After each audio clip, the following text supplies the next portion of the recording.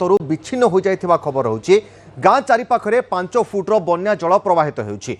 बड़ंबार दिनिरिया शंखरे 10 फुट्र घाई कारणरू जोड़ुम इंद्रिंग एवं दियानीपाटना बाह्य जगतरू विच्छिन्न हेबा सहित हेक्टर हेक्टर चाष जमी मध्य जलमग्न हो जाइथिबा चित्र देखि पारुछथि।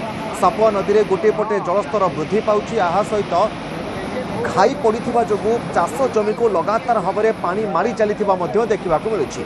आठगढ़ स्थिति वर्तमान बेहाल।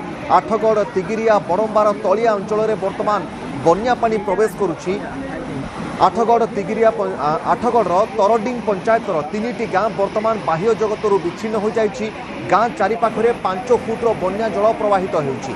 विशेष करिकि बड़ंबार दिनियारी शंखरे 10 फुट्र एक घाई कारणरू जोड़ुम इंद्रांग दियानीपाटना बाह्य जगतरू विच्छिन्न हेबा सहित हेक्टर हेक्टर चाष जमी केउ भली भाबरे बन्या पानी केउ भली भाबरे हेक्टर हेक्टर चाष जमी को मारी चलीछि। ए हेउछि आठगढ़ आसीथिबा चित्र। आठगढ़ जो चित्र वर्तमान सामना को आसी दर्शक बंधु आम सीधासलख आपको एक्सक्लूसिव चित्र देखाऊँ।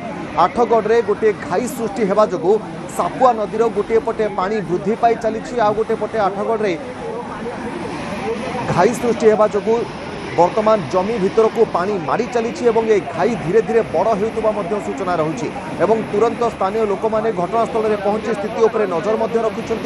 सापुआ नदीर गोटे पटे जलस्तर धीरे धीरे वृद्धि पाइबार लगी सेपटे बेहाल हो पड़ी आठगढ़ तिगिरिया और बड़ंबा यार आखपाख अंचल। सुशांत रही प्रतिनिधि। सुशांत आम देखिपुँ जो घाईटी पड़ी वर्तमान केउ अंचल विशेष भाव में घाई जो प्रभावित होती घाईटी केउठी सृष्टि होती सुशांत?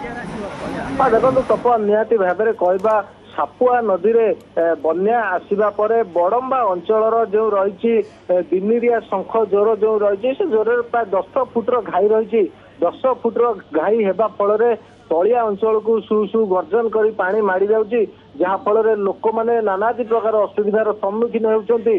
अन्यपटे हेक्टर हेक्टर चाष जमी पानी रे बुड़ी रही। समान अवस्था आठगढ़ देखा मिली। आठगढ़ तरडिंग पंचायत रे प्राय 3टी गाँ बाह्य जगतरू विच्छिन्न रही।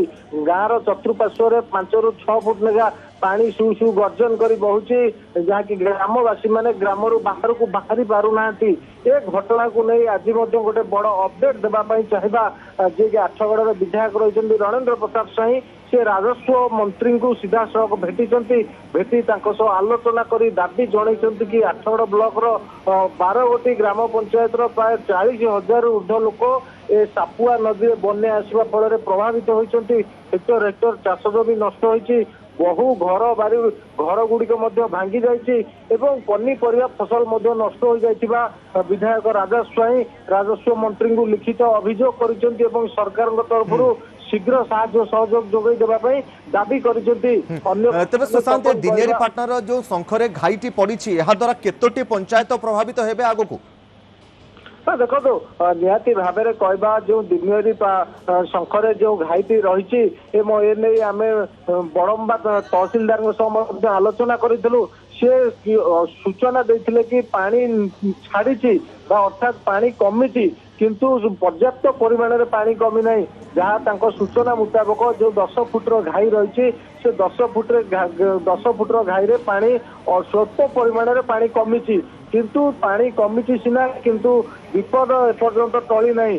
जो से दिनियारी शंखरे जो जोर घाईटी पड़ी घाई पड़ा फल जोड़ुम इंद्राणी दिनिकिया पाटना एमती 3-4टी गाँ बर्तमान बाह्य जगतरू विच्छिन्न होती। स्थानीय अंचल विधायक सेटाकू जावाई चेष्टा करते किंतु ताहा संभव हो पारि नहीं।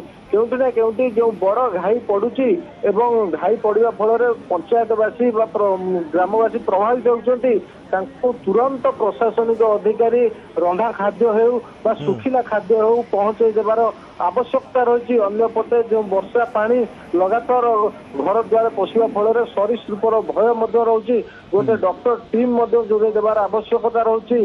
आठगढ़ गड्डा साई से समान अवस्था रही। सेठार पानी पशिची किंतु एमएससी पक्षर रंधा खाद्य जोगे दि जाए। सापुआ नदीर बढ़ी जदि आउ आज राति तमाम बढ़ी लगी रहे तेज निहाती भाव में जनजीवन क्षय क्षति होबार आशंका देखा जाउछि। तपन निश्चित भाव में आम कहीपर बाह्य जगतरू दिनिया दियानीपाटना बाह्य जगत संपूर्ण भाव में विच्छिन्न होइछि हेक्टर हेक्टर चाष जमी बर्तमान बन्या पानी केभली भाव में दर्शक बंधु मारी चली आठगड़ तिगिरिया पंचायतर 3टी गाँ बर्तमान बाह्य जगत संपूर्ण भाव में विच्छिन्न हो रही सापुआ नदीर जलस्तर वृद्धि पाउतबा हेतु एभली परिस्थिति बर्तमान धीरे धीरे सृष्टि होउछि।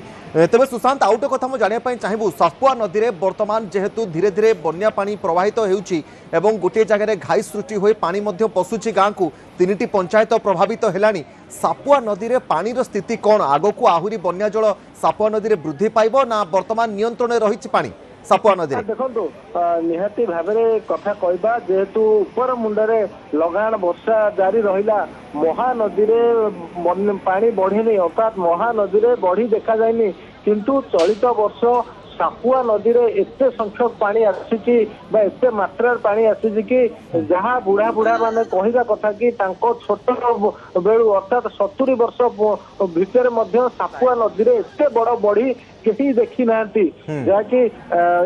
निश्चित भाव में सुशांत सापुआ नदीर एत बड़ बढ़ी केबे भी लोक देखि नथिबा स्थानीय लोक माने मध्य प्रतिक्रिया रे कहउछन्ते हम प्रतिनिधि जहाँ सुशांत हमको अपडेट देउतले जे सापुआ नदी रे चलित वर्ष बड़ धरणर वर्तमान बढ़ी पानी आसीथिबा जोगु लोक माने चिंतारे एहा सहित दिनियारी शंखरे मध्य 10 फुटर घाई सृष्टि होइतिबा जोगु 3टी पंचायत वर्तमान जलबंदी अवस्था रे रहिछन्ति एवं हेक्टर हेक्टर चाष जमी रे वर्तमान बन्या पानी मारी जाउथबा सापुआ नदी रे घाई सृष्टि होइतिबा फल रे स्थिति सामना को आसी। बहुत बहुत धन्यवाद सुशांत।